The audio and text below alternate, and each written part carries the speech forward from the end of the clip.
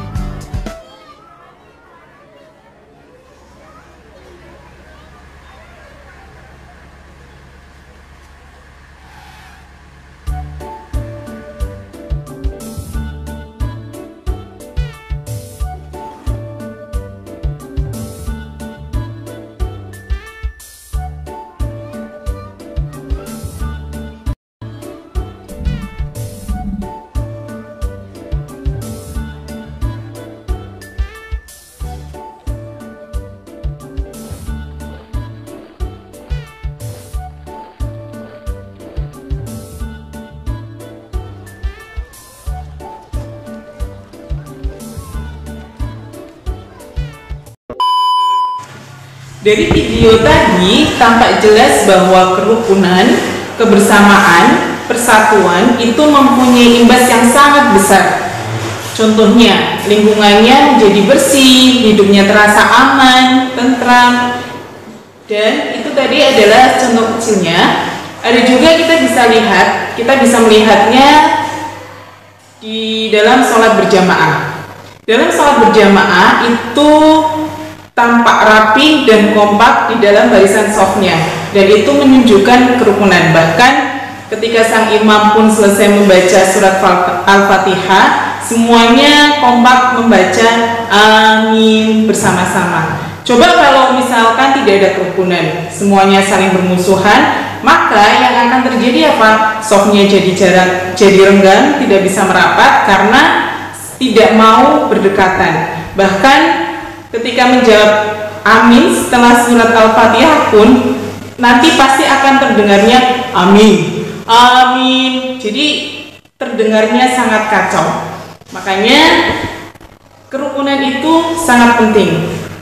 Bahkan untuk kondisi sekarang ini, yaitu kita di tengah wabah COVID-19, meski harus saling jaga jarak, kerukunan, persatuan, dan kesatuan itu sangat dibutuhkan. Kenapa? Karena ketika kita bersama-sama, insya Allah penyebaran COVID-19 itu bisa kita cegah penyebarannya, atau bisa kita minimalisir, bahkan bisa kita stop. Sedangkan kalau semuanya berjalan sendiri-sendiri, yang ada penyebaran COVID-19 itu akan terus bertambah. Kenapa?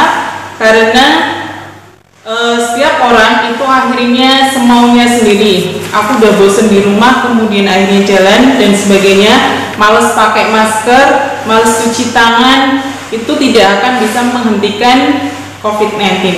Tapi ketika kita kemudian bersatu bersama-sama dengan menjaga protokol kesehatan, kemudian saling mendoakan, saling berdonasi dalam sedekah, baik itu untuk tenaga medis maupun untuk orang-orang yang terdampak virus COVID-19, pasti semuanya akan segera teratasi. Jadi hal ini itu sesuai dengan firman Allah di dalam surat Al-Baqarah ayat 148. Mereka diperintahkan untuk berlomba-lomba dalam kebaikan. Itu salah satunya adalah dengan saling bekerja sama.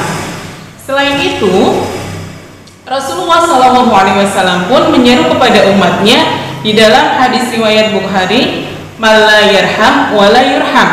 Barang siapa tidak menyayangi, maka tidak disayangi. Jadi sangat jelas bahwa kita itu diperintahkan untuk saling menyayangi. Jadi kerukunan itu sangat erat kaitannya dengan saling menyayangi, saling menghormati, saling menghargai, saling tolong-menolong dan sebagainya.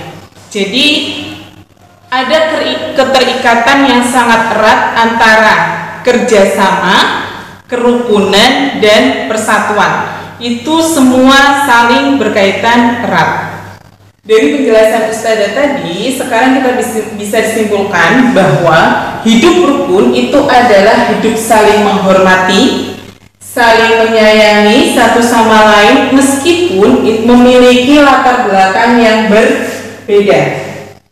Ingat ya, jadi kita tidak harus mencari yang sama, tapi kita harus lebih saling menyayangi, saling menghormati dengan siapapun tanpa melihat latar belakang. Kemudian ciri-ciri dari hidup rukun yang pertama adalah saling menghargai, baik menghargai pendapat orang lain maupun menghargai hasil karya orang lain. Dengan apa? Dengan memberikan pujian. Jadi ketika teman kita menghasilkan karya sesuatu, maka kita sebagai teman yang baik berilah pujian untuk teman kita. Kemudian yang kedua adalah saling menghormati. Jelas ya. Kemudian saling menyayangi, apalagi kita sama-sama semuanya adalah makhluk ciptaannya Allah, sehingga kita wajib untuk menyayangi semua makhluk ciptaannya Allah. Kemudian yang terakhir adalah membina hubungan baik dengan siapapun tanpa melihat sukunya, agamanya, rasnya, maupun derajat ekonomi. Ya, manfaat dari hidup rukun diantaranya yang pertama, hidupnya lebih harmonis, lebih merasa aman dan tentram. Ya, kemudian yang kedua, mempererat tali persaudaraan dengan sesama. Kemudian yang ketiga, memperkuat persatuan dan kesatuan, apalagi bangsa kita, ya. Ini sangat dibutuhkan sesuai dengan sila ketiga juga, yaitu persatuan dan kesatuan. Jadi hidup rukun itu bagian dari pengaplikasian Pancasila sila ketiga. Kemudian yang keempat adalah komunikasi itu akan terjalin dengan baik, ya. Kemudian berikutnya, dengan hidup rukun itu akan menghindari perselisihan maupun pertengkaran. Dan yang terakhir, dengan kita hidup rukun maka kita akan mempunyai banyak teman maupun saudara.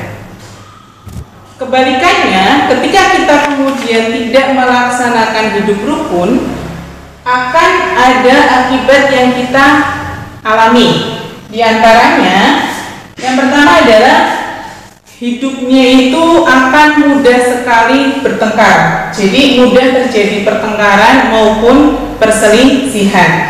Kemudian ketika tidak rukun, maka hidup kita akan tidak aman dan tidak tentram. Jadi kita akan selalu merasa was-was, ya. Kemudian